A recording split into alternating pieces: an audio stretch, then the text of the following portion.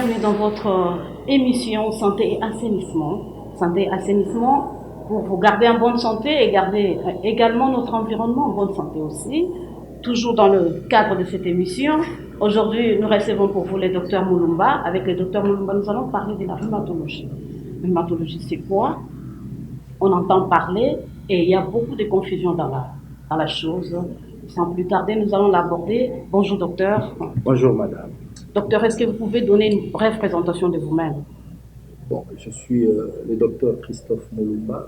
Je suis spécialiste en médecine interne et en rhumatologie. Je suis doctorant finissant et je m'occupe bien sûr de la santé locomoteur des Congolaises et Congolais dans plusieurs hôpitaux de la ville. Je sais que vous parlez français, mais l'émission est bilingue. Bilingue, il y a beaucoup de gens qui ne comprennent pas. Je voudrais vous demander d'être un peu d'essayer un peu de mettre un peu d'eau dans votre vin pour que tout le monde nous comprenne. Okay. Alors, la première question, c'est de savoir que pouvons-nous comprendre de la rhumatologie d'un rhumatologue lui-même. Souvent, les gens confondent. Ils vont chez beaucoup de gens vont se faire soigner ailleurs alors qu'il faut aller voir un rhumatologue.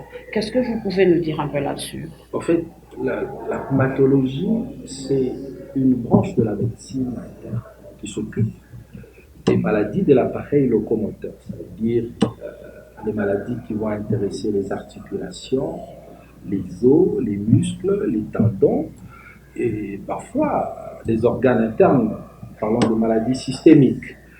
Alors, un rhumatologue s'occupe de ces types de maladies. Bon, parfois il y a des confusions entre un rhumatologue, un traumatologue et un orthopédiste parce que tous ces médecins s'occupent de la douleur. Alors, le rhumatologue, lui, s'occupe de la douleur non traumatique. Donc, quand la douleur est non traumatique, le patient voit le rhumatologue. Quand vous parlez de non traumatique, ça signifie qu'il n'y a pas eu un traumatisme. Ok. La personne n'a pas connu un mélange avec le lingala. Souvent, vous recevez des mamans et de vieux qui ne comprennent pas. Voilà. Excusez mon lingala. Donc, rhumatologue, azali munganga oyo azali ko s'occuper na douleur wana euti na choc te. Euti moto akwei te, moto asali accident te, moto alali alamuki, ayoki nzoto ezosala mpasi. Nde wana rhumatologue akotala, bien que parfois choc ekoki kozala antécédent plus tard et développé complication na articulation. Alors orthopédiste azali na traumatologue bazali bato oyo bakosoccupe na mutu oyo asali mwa traumatisme, bien que orthopédiste pe azali na maladie mosusu oyo ezali non traumatique. Voilà un peu na mokuse parce que ceux qui n'ont pas fait sa explication est belle, donc voilà na moi mokuse différents choix. Alors c'est ça, je voudrais que vous puissiez un peu vous étendre sur les différentes pathologies soignées par le rhumatologue. Ok. Alors, le rhumatologue s'occupe des rhumatismes. Oui. Avant de commencer, comme vous l'avez dit, je serai un peu bilingue dans l'émission. Alors, il s'occupe des rhumatismes. Rhumatisme, ce n'est pas une seule maladie. Ce terme-là désigne, c'est un terme générique qui désigne un ensemble de maladies. Il y a au moins 200 maladies. Lorsqu'on dit rhumatisme, il y a au moins 200 maladies fréquentes à soigner. Okay.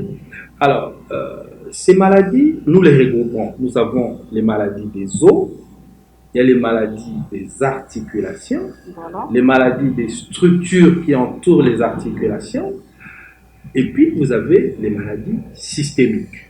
Okay? Donc, ce sont là les grands groupes. Alors, dans les maladies des os, par exemple,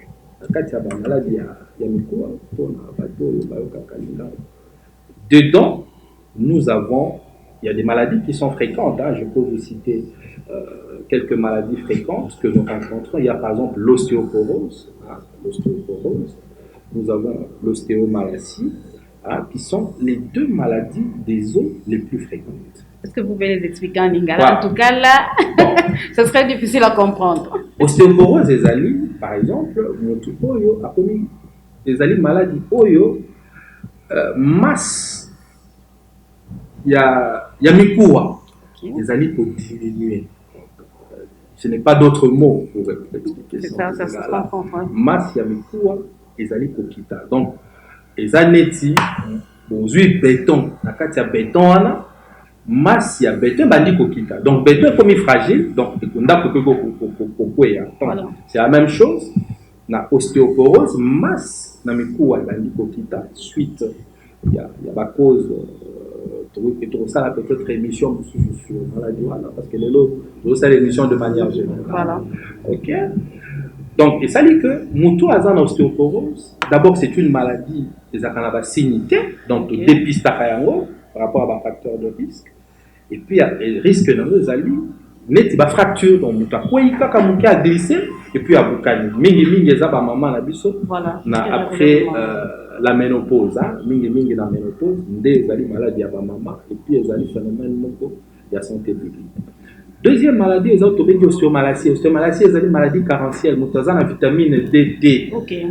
Donc vitamine D ezate conséquence calcium pe ezate or vitamine D epesaka calcium ndinga kende kovanda na mikuwa. Donc soki oza na vitamine D vous avez maladie. Ça sont les deux maladies pour rencontrer la maladie osseuse. Tous les maladies osseuse sont des maladies particulières. Donc, on a des termes rhumatologiques. La maladie pour il y a des structures en tout cas articulation. La maladie il y en a mingi, il y a causé soit dans microtraumatisme, dans traumatisme, ou dans cause inflammatoire. Parfois dans dépôt il y a des substances au niveau il y a des structures voilà. Donc, la maladie on a est très fréquente. Nous avons la tendinite, très fréquente. Nous avons la maladie sous la 4 articulations. Nous avons la maladie qui arthrose. Arthrose est usure et cartilage. Voilà. Donc ça, la émission peut expliquer la population. Arthrose est alignée.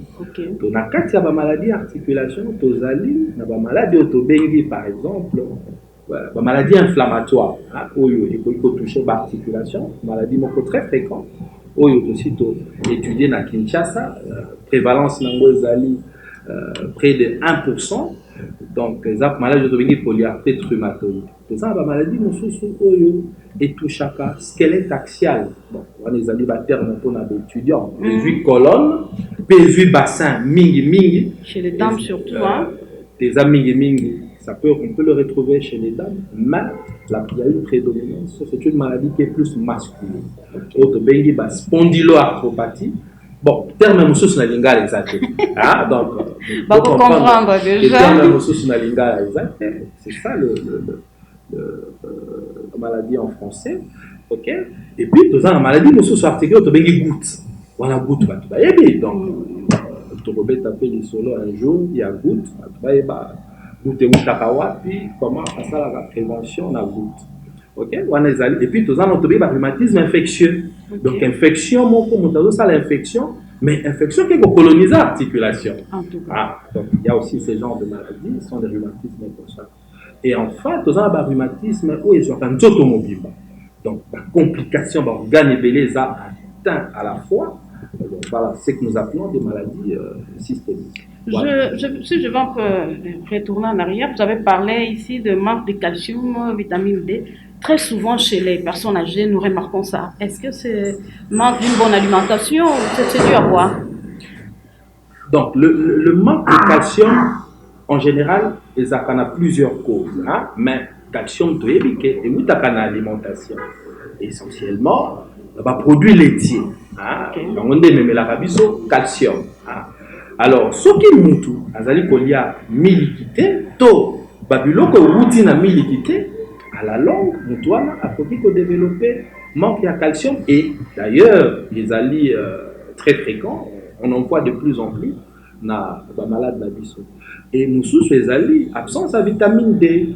En réalité, c'est un peu paradoxe, c'est aux mboka oyo moyezali, mais de plus en plus, on remarque que Batu bazali na vitamine D ponanine parce que bavanda ndaku balataka bilamba ya milai ndaku climatisé mutuka climatisé bureau climatisé mingi bato soki moi ezali mingi bazo se couvrir, mingi bazo zwa moïté, et par conséquent il y a un petit nombre qui finit par développer cette carence et si maladie autobengi. Et pourtant, au Kinshasa, je trouve, j'ai comme l'impression que la population n'a pas beaucoup plus de moyens pour avoir la climatisation. Beaucoup sont exposés. Bon, les gens sont exposés à un moment donné. Ils ne sont pas exposés tout le temps. Les gens sont exposés quand ils marchent. Okay. Et nombreux sont ceux qui se couvrent. Ou bien, quand il fait extrêmement chaud, les gens ont des parasoleils. Par exemple. Okay. Bon, la nuit, il n'y a pas de soleil. Hein. La nuit, il n'y a pas de soleil. En général, il faut une exposition. Vous voyez, en Europe, par exemple, les gens vont se bronzer. Voilà. Alors, chez nous, nous fouillons les soleils. Hein, alors que nous en avons. Alors, ce n'est pas tout le monde, hein, c'est quand même un petit pourcentage des gens qui finissent par développer, mais la majorité des gens ont un niveau de vitamine D acceptable. Voilà. Mais, je constate beaucoup plus en RDC, il y a une carence de rhumatologues. Est-ce que vous l'avez aussi constaté comme moi? Est-ce qu'il y a des écoles, l'université qui forment les rhumatologues à Kinshasa? Je sais, il y a la colline inspirée qui est là. Vous pouvez nous parler un peu plus parce que je trouve qu'il y a beaucoup de monde dans beaucoup d'hôpitaux. Effectivement, il faut dire que la rhumatologie, bon, le pays a actuellement une dizaine de rhumatologues. Semble la RDC et tous ces rhumatologues, pour le moment, sont logés à Kinshasa. Hein, et la grande majorité à l'université. Bon, ce que je peux dire, c'est que au tout début, il n'y avait pas tellement de gens qui s'intéressaient à la discipline. Mais depuis, de plus en plus, il y a quand même beaucoup d'aspirants. Alors, la seule université qui forme les rhumatologues, c'est l'université de Kinshasa. Mais il y a un cursus à remplir. Donc, il y a une formation d'au moins 6 ans pour devenir rhumatologue. Voilà. Donc, c'est quand même une discipline qui est jeune en République démocratique du Congo. Donc, il y a déjà 10 rhumatologues. Nous espérons que dans les 10-15 années à venir, est-ce que c'est 10 rhumatologues? Ce nombre va se multiplier. Voilà. Ça va se multiplier, bien sûr, mais est-ce que la population quinoise bénéficie-t-elle de soins comme il se doit? Bon, de plus en plus, dans les grands hôpitaux de la ville, il y a des consultations de rhumatologie, de plus en plus. Parce qu'il y a quelques années, il n'y en avait pas. Donc, ça fait maintenant une dizaine d'années où, dans la majorité des grands hôpitaux de la ville, vous avez au moins un rhumatologue qui consulte. Mais j'insiste, c'est seulement à Kinshasa, pas ailleurs. À l'intérieur, donc ces gens-là sont abandonnés à eux-mêmes, à leur triste histoire. Alors, docteur, est-ce que vous avez un message à lancer au gouvernement congolais, à la République démocratique du Congo, aux autorités qui nous suivent maintenant là, par rapport à cette pathologie où il n'y a pas assez de médecins à l'intérieur du pays, il n'y a pas. Est-ce que vous avez un message à lancer?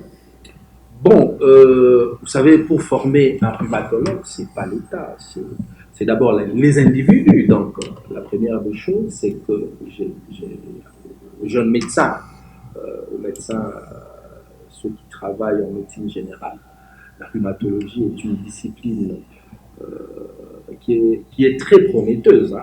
Donc, où il y a beaucoup de pathologies et où beaucoup de pathologies, j'allais dire. Bon, est-ce qu'il faut que le gouvernement intervienne? Il peut intervenir. En termes de bourses, oui. Oui, par exemple. Donner des bourses, par exemple, aux médecins pour aller se former à l'étranger. Équiper, moi si j'interviens, c'est plutôt, si je veux que le gouvernement intervienne, c'est plus en termes d'équipement des services, parce que nous avons besoin suffisamment des équipements pour travailler. Donc je pense que le gouvernement peut intervenir à ce niveau-là. Mais aux jeunes médecins, le service est ouvert pour former les jeunes qui veulent se former. Voilà. Alors, docteur, je ne sais pas, dans le temps, le rhumatisme, par exemple, on trouvait ça chez les grandes personnes, les personnes âgées, mais de nos jours, on rencontre ça même chez les plus petits. C'est dû à quoi? Non, ça c'est une erreur, hein, parce que le rhumatisme touche tout le monde, du bébé à la personne âgée. Voilà. Ça doit être connu, hein, parce que les gens pensent que les rhumatismes, c'est une affaire des personnes âgées. Mais c'est souvent ce que nous remarquons. Voilà. Écoutez, le rhumatisme en général, vous allez avoir, chaque âge a des maladies qui sont prédominantes. Okay? On va avoir des rhumatismes, par exemple, le rhumatisme dégénératif, donc l'usure du cartilage, est plus vu chez les personnes âgées. Mais le rhumatisme sont des maladies qui touchent tout le monde, du bébé à la personne âgée. Mais vous avez une maladie qui est très prévalente, par exemple l'arthrose, c'est 15% de la population adulte. C'est comme ça que c'est la maladie la plus fréquente. Quand on dit 15%, ça veut dire si vous prenez 100 personnes, il y a au moins 15 qui ont de l'arthrose. Okay? L'arthrose, c'est la maladie la plus prévalente. Donc le rhumatisme touche le bébé, le jeune enfant, l'adulte jeune, okay? Les personnes d'âge mûr et les personnes âgées. Voilà.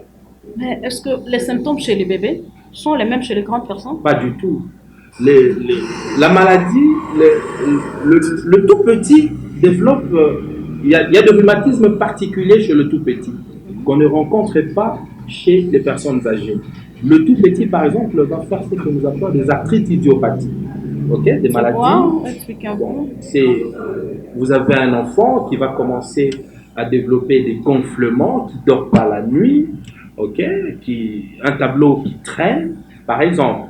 Okay? Parfois, il y a des déformations qui peuvent arriver. Et puis, c'est un tableau qui est très chronique. La maladie peut débuter vers l'âge de 2 ans chez le tout petit. Voilà, donc ça, c'est des arthrites idiopathiques ou bien des enfants qui vont développer des carences en vitamine D, ils vont développer ce qu'on va appeler le rachitisme. Ce sont des rhumatismes qu'on rencontre chez l'enfant et parfois certaines déformations. Mais chez l'adulte, ce sont des maladies qui sont plus prévalentes chez l'adulte. Chez les enfants. Chez les adultes, par exemple, quels sont vraiment les symptômes les plus fréquents? Alors, en général, en rhumatologie, c'est la douleur. C'est le symptôme qui pousse quelqu'un à venir consulter, c'est la douleur. La douleur, cette douleur-là, ça c'est très important, c'est une douleur non traumatique. Okay. Vous vous réveillez, vous avez mal. Parfois, la douleur est accompagnée de raideurs, il n'y a pas de raideur. Parfois, il y a un gonflement. Quand vous avez ces symptômes-là, ce sont les symptômes qui vous poussent à aller voir le rhumatologue. Donc, ça, c'est très important. C'est d'abord la douleur. Douleur qui peut être au mouvement, douleur qui peut vous réveiller la nuit, douleur qui peut s'accompagner d'un problème d'impotence fonctionnelle, c'est-à-dire une articulation, vous n'arrivez plus à marcher, vous avez une raideur, une articulation qui devient raide. Ça, ce sont les symptômes qui sont les plus fréquents. Mais quelles sont les causes? Alors, vous savez, chez les enfants comme chez les adultes? En général, chez les enfants, le problème, il est plus génétique ou carentiel. Okay. Les enfants, c'est plus un problème génétique ou carentiel. Chez les adultes, en tenant compte des grands groupes que j'ai cités, des maladies osseuses par exemple, nous avons des causes génétiques, la ménopause, ou bien des causes carentielles. Les maladies abarticulaires, je vous ai dit que c'est des microtraumatismes, des traumatismes, des causes inflammatoires ou des causes métaboliques, où vous avez par exemple le dépôt de certains cristaux sur les tendons et les ligaments.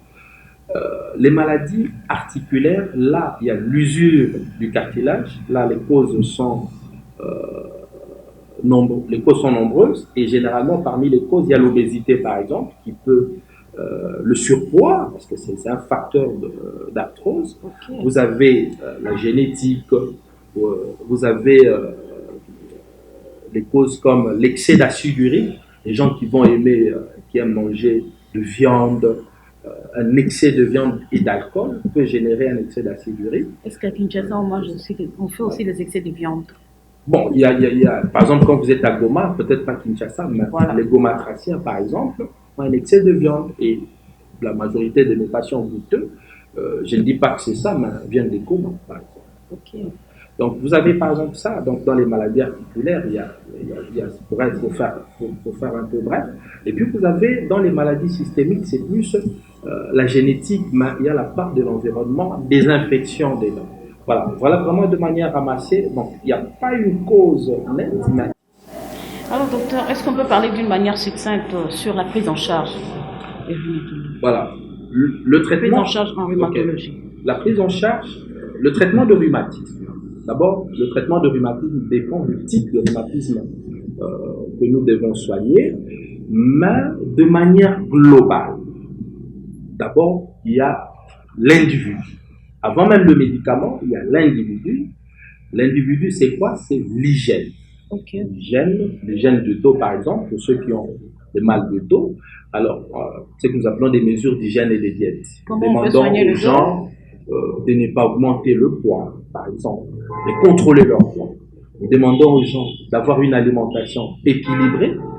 Nous demandons aux gens de faire de l'activité physique, la marche, les exercices de résistance et d'endurance. C'est très important.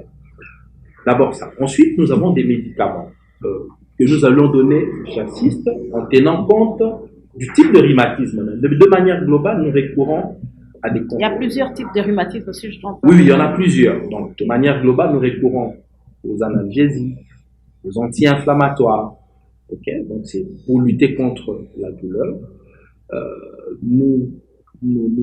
Si ça échoue par voie orale, nous pouvons faire des infiltrations pour certains types particuliers de rhumatisme. Nous avons certains médicaments que nous utilisons comme dans la polyarthrite rhumatoïde, comme le méthotrexate ou des traitements biologiques qui coûtent énormément cher. Et dans d'autres maladies, nous recourons à des biphosphonates. Ça, c'est vraiment une façon de parler, c'est plus pour le public médical. Donc, de manière un peu générale, nous recourons à des médicaments, nous recourons à des infiltrations, nous recourons parfois au service des kinésithérapeutes pour soulager la douleur. Et il y a des cas extrêmes où nous référons des patients pour qu'ils soient opérés.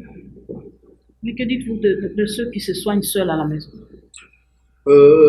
Ça, en fait, ce que je peux dire, c'est que ça, c'est une erreur grave. Une automédication pour les rhumatismes, c'est une erreur grave parce que le maître mot ici, c'est une consultation précoce, parce que la majorité des rhumatismes sont des maladies chroniques pour lesquelles un diagnostic précoce permet de pouvoir améliorer le patient, obtenir très rapidement la rémission de la maladie et éviter les dégâts articulaires, donc le handicap articulaire. Donc c'est ce qui nous arrive, donc les patients, pour la majorité des cas, c'est des malades qui arrivent tard et parfois avec une maladie qui a évolué de manière naturelle. Donc nous conseillons à ceux qui se soignent à domicile, d'écouter leur corps, ça veut dire que vous avez des douleurs, et de consulter de manière précoce. C'est ce que nous pouvons conseiller. Voilà, je voudrais revenir à une question qui m'avait échappé au départ. Je veux savoir un peu si on peut prévenir aussi. Est-ce qu'on peut prévenir le rhumatisme? Oui. Il y a des rhumatismes pour lesquels on peut prévenir. Il y a par exemple le rhumatisme infectieux. On peut prévenir le rhumatisme infectieux en évitant les infections. On peut prévenir la goutte en évitant de consommer de la viande. On peut prévenir l'arthrose en stabilisant son poids, en ayant une alimentation équilibrée. Et quand on a, pour les médecins, quand il y a des fractures, les fractures sont bien corrigées. Donc, c'est ça, on peut prévenir certains rhumatismes. Mais certains autres rhumatismes, on ne sait pas les prévenir, ça va apparaître, mais ce qu'il faut, c'est un diagnostic précoce pour avoir une amélioration de la qualité de vie du patient. Je reviens un peu, c'est pas le sujet, mais sur l'arthrose. Est-ce que l'arthrose vient toujours par le surpoids? Parce que nous voyons l'arthrose lombaire, j'ai fait une émission là sur l'arthrose lombaire, nous avons des histoires aussi comme hernie discale, beaucoup d'arthrose. Ça vient toujours par le surpoids? Non, pas du tout. L'arthrose, on a des causes qui sont génétiques et des causes qui sont mécaniques. Ok.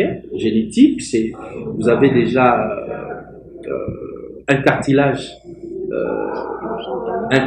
qui est de mauvaise qualité, qui va qui va s'abîmer plus tôt. Ok, ça c'est plus des causes génétiques. Dans les causes mécaniques, c'est là où nous disons que le surpoids joue un grand rôle. L'obésité, parce qu'aujourd'hui on parle même d'arthrose métabolique. Il y a l'obésité, il y a toutes ces déformations qui ne sont pas corrigées, ou bien des maladies inflammatoires qui ont été mal soignées, qui vont induire l'arthrose. Donc c'est comme ça que c'est une des maladies les plus fréquentes. Oui, docteur, nous revenons sur la rhumatologie, bien sûr, Oui. le rhumatisme et autres. Est-ce qu'on peut guérir aussi? On peut guérir le rhumatisme. Parce Est-ce que qu'on je peut guérir vois le rhumatisme? de plus en plus, c'est comme si c'est une maladie qu'on vit avec, Oui. surtout chez les personnes âgées. Bon, il y a des rhumatismes pour lesquels on peut guérir, hein, et d'autres non. Par exemple, quand vous avez un rhumatisme infectieux, une arthrite infectieuse, vous guérissez. La goutte, on guérit de la crise de goutte. On est goutteux, quand c'est bien pris en charge, on guérit de la crise, mais on reste goutteux à vie. Okay?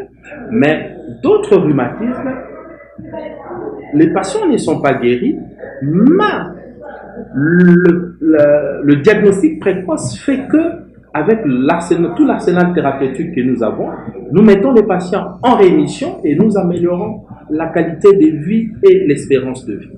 Voilà. Donc il y a quelques rhumatismes qui peuvent guérir, mais la majorité de rhumatismes sont des maladies chroniques que la médecine se soigne. Okay. Donc la médecine sait mettre en rémission lorsque le diagnostic est précoce.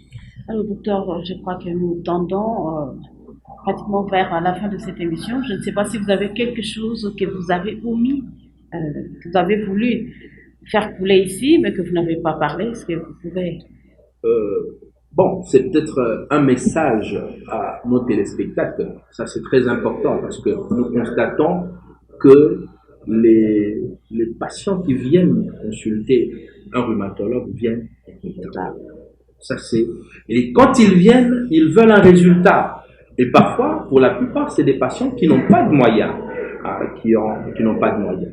Alors, comme conseil, ce que je peux dire à ceux qui nous suivent, c'est d'écouter son corps. Ça, c'est un élément important. Le message le plus important, c'est celui-là, d'écouter son corps. Quand ça fait mal, quand la douleur se répète, il faut consulter plutôt un rhumatologue pour qu'on vous dise, vous avez quoi? Et plus le diagnostic est précoce, mieux on a un bon pronostic. Voilà. Donc c'est cette chose. Je sais que nous avons fini, mais je voulais un peu avoir une petite différence. Quand est-ce qu'il faut aller voir un rhumatologue et quand est-ce qu'il faut aller voir un orthopédiste? Voilà. Un rhumatologue, vous le voyez quand vous avez une douleur qui est non traumatique. Vous n'avez rien fait, vous n'êtes pas tombé, vous voyez qu'il y a une partie de votre corps qui commence à faire mal. Ça, il faut voir un rhumatologue. Mais quand vous avez connu un choc, vous avez connu un traumatisme, là, il faut aller voir soit un traumatologue, soit un orthopédiste. Voilà pourquoi nous disons, une douleur sans traumatisme, vous allez voir un rhumatologue. Une douleur avec traumatisme, vous allez voir soit un traumatologue, soit un orthopédiste. Une douleur sans traumatisme, il faut voir le rhumatologue, et une douleur avec traumatisme, il faut voir un orthopédiste. Eh bien, chers téléspectateurs, nous sommes à la fin de cette émission. Merci de vous avoir nombreux sur vos petites télés en train de nous suivre. Et quant à moi, je vous dis au revoir. Je vous rencontre prochainement pour un nouveau numéro. Et je rappelle ici que nous avons reçu pour vous le docteur Moulumba, qui est spécialiste en rhumatologie, Moulumba Christophe, et nous reviendrons prochainement toujours avec lui pour développer encore plus sur cette pathologie. Au revoir et je vous rencontre prochainement.